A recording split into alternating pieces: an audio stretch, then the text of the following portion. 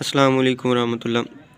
Students, आज हम physics class 10th Urdu medium के लिहाज से आज हम स्टार्ट करेंगे। तो हमारे पास फ़र्स्ट जो शॉर्ट क्वेश्चन इसमें से बन सकता है वो पहला शॉर्ट क्वेश्चन हमारे पास है, जब कोई जिस्म एक पॉइंट के इर्द गिर्द अपनी मोशन को दोहराता है तो इस मोशन को ओसिलेटरी या वाइब्रेटरी मोशन कहते हैं।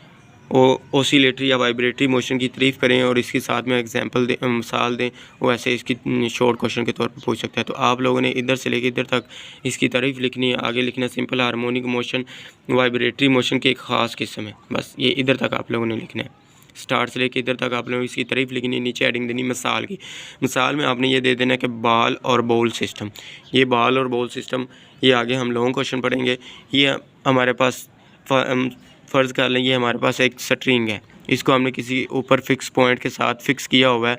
तो ये हमारे पास इधर वस्ती पोजीशन पे हमारे पास एक बॉल है, उसको हमने पकड़ कर इंतहाई पोजीशन पे लेके गए हैं, एक्सट्रीम पोजीशन पे लेके गए हैं। इधर जाके हमने उसको छोड़ा है तो ये क्या करेगा, अपने ए के पॉइंट के इर्द गिर्द मोशन को दोहराता रहेगा।